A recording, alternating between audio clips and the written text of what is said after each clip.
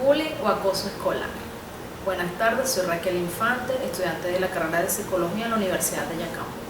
El día de hoy vamos a hablar acerca de un tema que está muy en boga hoy en día dentro de lo que es el espacio escolar, es el bullying. Antes de entrar en materia vamos a hablar lo que es el maltrato como tal. El maltrato son formas de actuar que implican agresión o violencia y que además conlleva un perjuicio tanto para la persona que lo sufre como para el que lo propina. El maltrato se puede encontrar en diversos ámbitos de nuestra vida social, como por ejemplo en los hogares se da el maltrato de género o maltrato doméstico. Dentro de lo que es el espacio laboral podemos encontrar el que se denomina mobbing, el maltrato en la oficina. También encontramos maltrato a personas como por ejemplo a los ancianos, el maltrato que se le da a los inmigrantes, que en este caso sería xenofobia. Y bueno, y a lo que vamos a explicar que sería el maltrato escolar. El maltrato tiene se puede distinguir en tres tipos, que sería el maltrato psicológico, que es aquel donde se denota que hay gritos,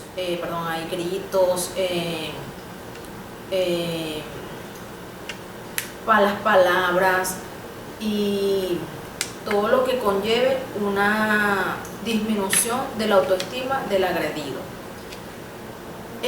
También se encuentra el maltrato físico, que es aquel que se expresa a través de los golpes, empujones, etc. Y el que está muy de moda, que es el terrorismo social a través de las nuevas tecnologías o cibermaltrato, que es una consecuencia de los dos primeros. Es decir, la persona que ejerce como agresor también lo va a hacer por esa vía, que sería por mensajería de texto o por las redes sociales. Existe un factor muy importante que se denomina socialización, y el que vamos a indagar antes de hablar acerca del bullying.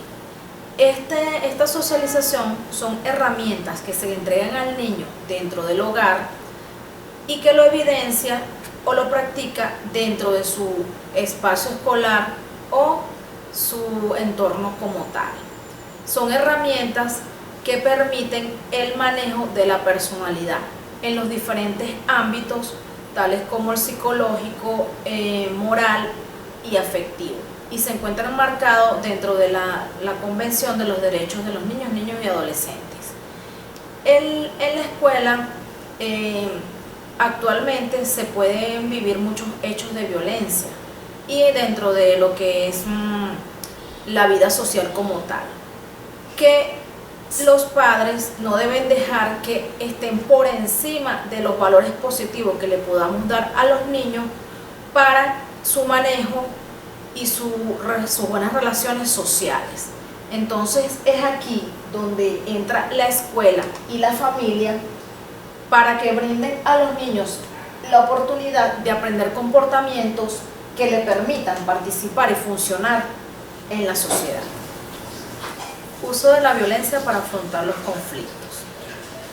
La violencia forma parte de una estrategia que se utiliza para poder imponernos en una situación, en un lugar, en un determinado momento. ¿Qué se puede ver actualmente?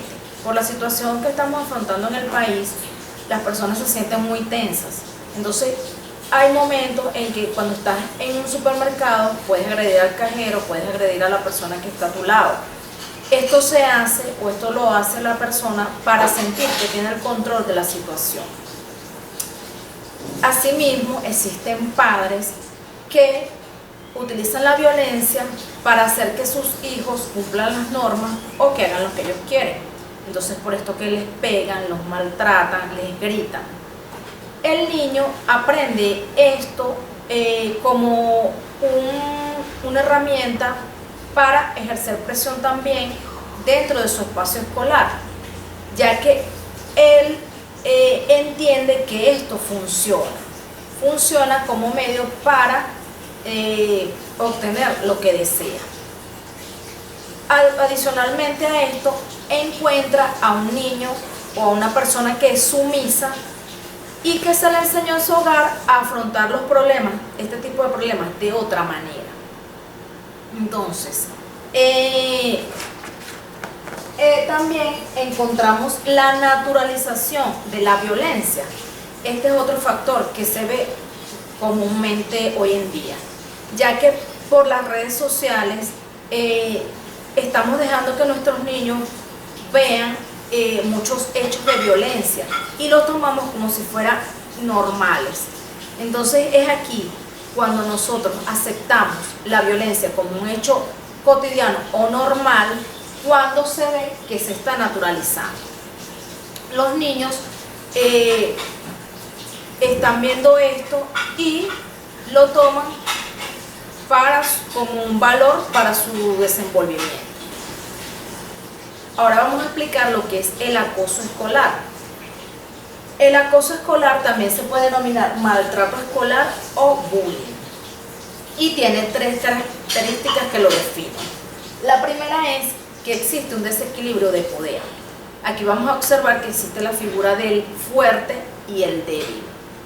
La segunda característica es que existe un daño variado a la víctima o diferentes tipos de daño, que viene dado por los tipos de violencia que expliqué anteriormente. Existe una violencia física, un maltrato psicológico y, aparte de esto, un maltrato cibernético o a través de la mensajería de texto o las redes sociales. La tercera característica que define al maltrato viene siendo el hecho de que es cotidiano o es recurrente. Puede ser diario o es cotidiano.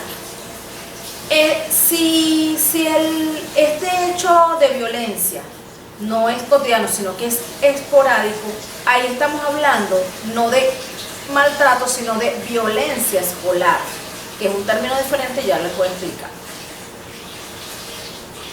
Las personas que participan en el acoso escolar. Aquí tenemos al agresor o el acusador. Este viene siendo el personaje principal, que es el niño o el adolescente que propina el maltrato. Siempre va a estar acompañado de un secuaz, que viene siendo un compañero que lo secunda en los hechos. Un seguidor pasivo, que es aquel niño o adolescente que lo acompaña para realizar el hecho, pero que no actúa más allá o lo hace porque no quiere ser él la víctima. Está el testigo, que es el que graba, el que puede grabar, el que está allí acompañando de una manera silente. El posible defensor, que es aquel niño también que está dentro de este grupo, como que no quiere que se realice el acto o quiere defender, pero sus acciones llegan hasta allí porque él no quisiera ser el protagonista de los acontecimientos. Y la víctima o acosador, que es el segundo protagonista principal, que es el que recibe el maltrato. Y tenemos también la figura del profesor como víctima o victimizador o agresor, ya que son profesores o maestros que discriminan a algún niño a través de palabras o no prestar la atención, dentro de otras cosas que vamos a explicar luego. Aquí vamos a hablar de la violencia escolar. Entonces, como ya les dije anteriormente, el factor que define lo que es violencia de maltrato escolar es la recurrencia del hecho. Cuando un hecho se presenta una sola vez, viene siendo violencia. Entonces es necesario que identifiquemos los episodios de agresión en el contexto escolar, de que si es violencia o es acoso, ya que si se trata un acoso como violencia, le estamos dando poder o le estamos dando, vamos a hacer más fuerte al alumno acosador y estamos desprotegiendo al alumno que es agredido. Entonces esto es muy importante. Vamos a ver los factores de riesgo.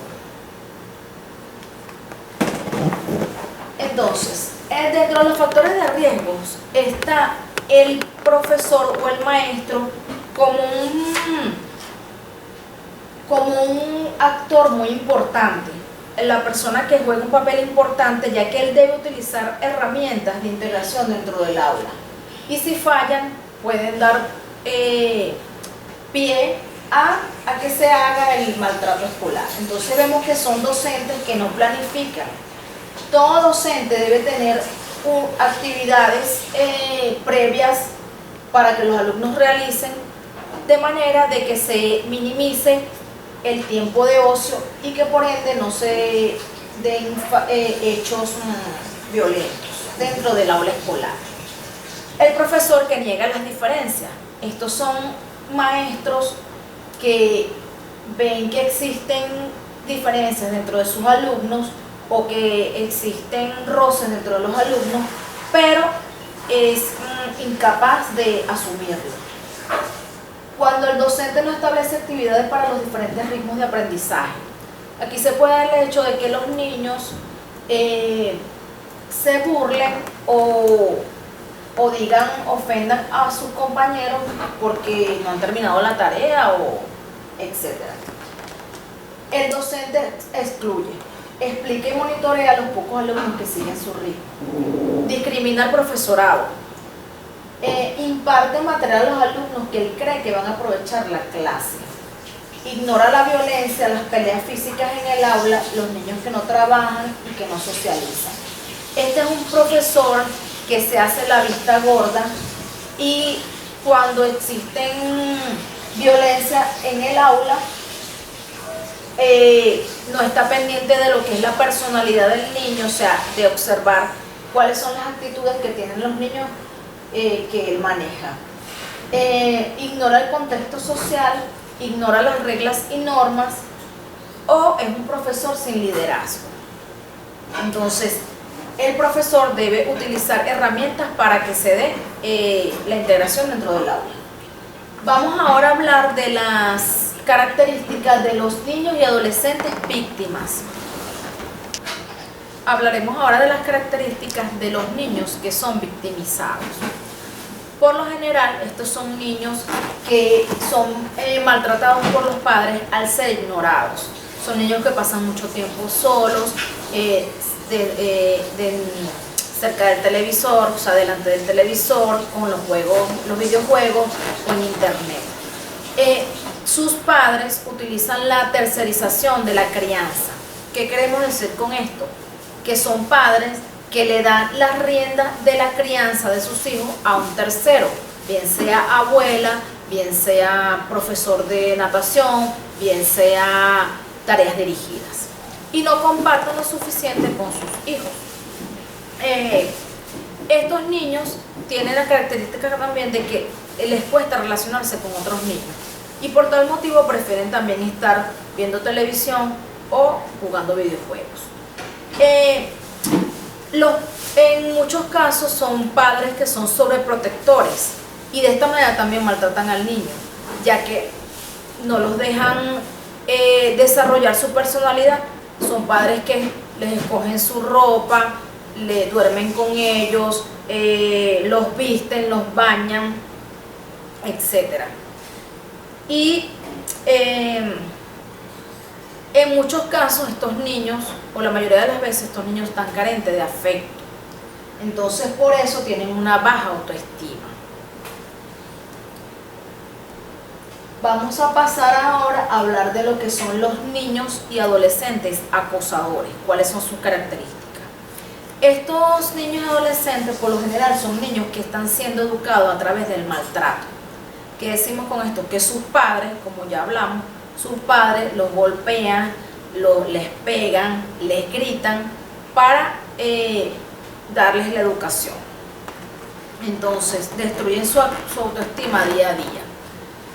También son niños que tienen el control de sus casas. Son aquel tipo de niños o adolescentes que son padres de sus padres, es decir, que son esos niños que se imponen sus reglas en el hogar, son los que deciden cuándo van a comer, cuándo van a hacer su tarea, si es que deciden hacerla, en fin.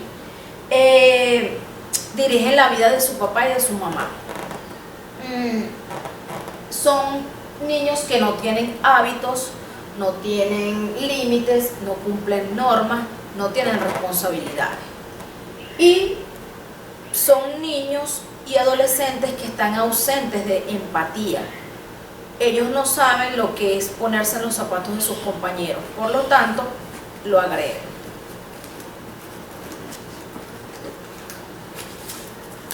¿Qué hacer en caso de que tengamos bullying, de que nuestros niños tengan bullying?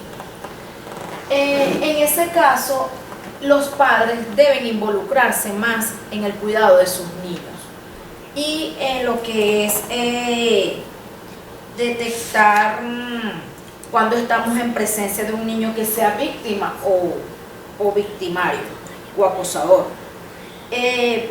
Tienen que preguntar al niño cuáles son sus actividades que hicieron en la escuela y lo que hicieron en su día a día.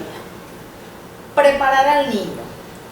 Es importante que nosotros como padres le demos las herramientas al niño en cuanto a lo que es este tema, ya que a través de esto ellos se van a poder defender de cualquier acoso o informarnos en caso que se dé